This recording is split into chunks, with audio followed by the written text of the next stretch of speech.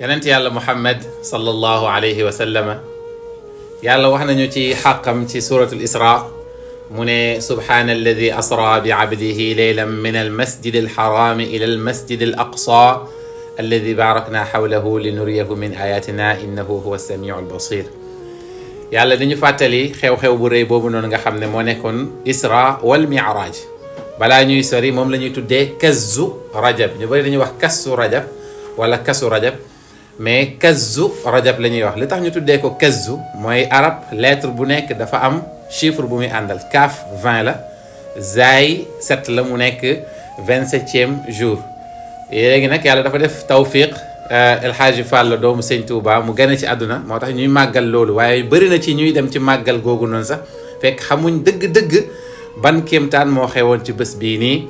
mooy ci la yenent bi sallallahu alayhi wa sallam rañaani woon ba muy ñëwaat sérité bi ñu indil mooy julli.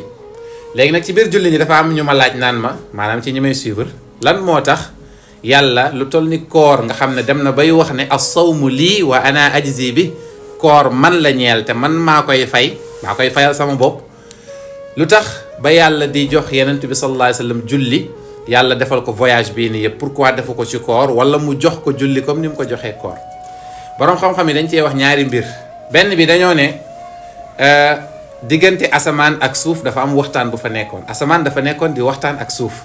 asamaan di ndamoo ci kaw suuf naan ko man maa la gën, man dañ maa leeral yow dañ laa lëndëmal, man damaa kawe yow dangaa suufe, am naa weer, am naa jant, am naa ay étoile, te itam man kenn du mooy yàlla ci man.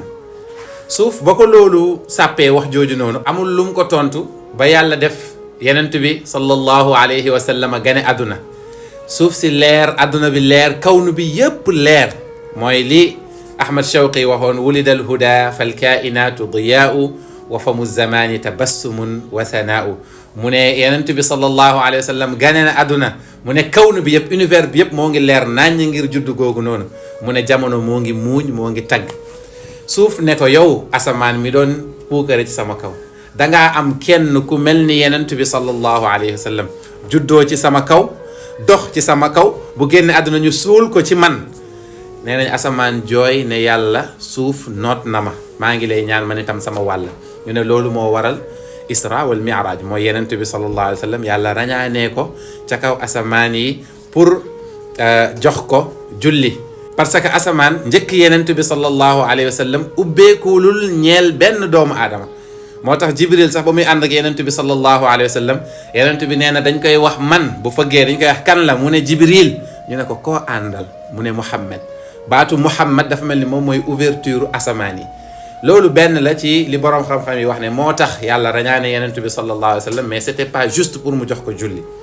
ñu ne beneen bi aussi mooy que ne yenent bi sallallahu alayhi wa sallam dafa jugee koo juste ci aamul xuzn, mooy at bi nga xamante ni soxnaam su tedd soosu nga xam ne nekkal na ko lu ne, féete na ko fu ne, muy Khadija. année boobu la génn àdduna. waaye baayam di Abu Talib bi nga xamante ni tamit féete na ko fu ne, nekk na lu ne ñeel ko, ci la génn àdduna.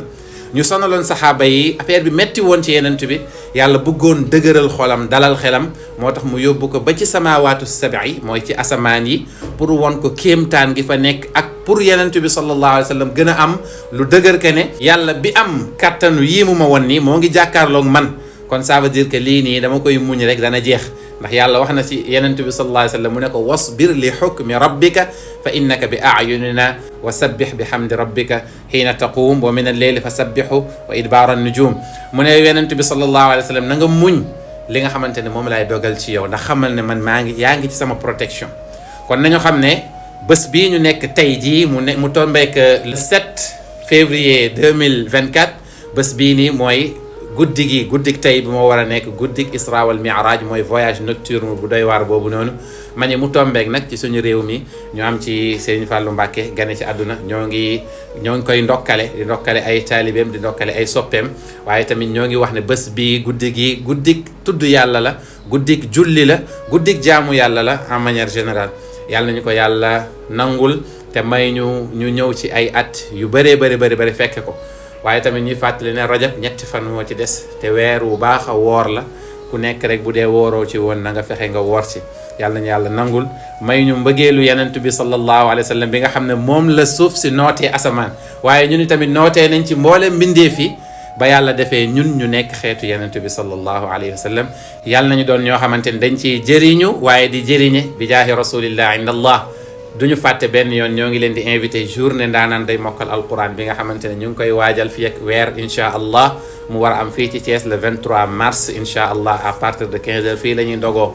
ñoo ngi invité ñëpp ci seen présence waaye tamit képp koo xamante ne bëgg ngaa participer pour dimbali ñu ci yombalal ñu bés bi nu mu amee réussite ñoo ngi lay invité ci numéro boobu di 77 172 45 47 ñun ñëpp bu ñu mànkoowee ci la bés bi di ëpp réussite yàlla nañu yàlla defal fathu defal ñu ci tawfiq ba ñu am ci lu gën a bëri liñ daan am ci réussite ci at yu passé bi jaahi rasulillah inda allah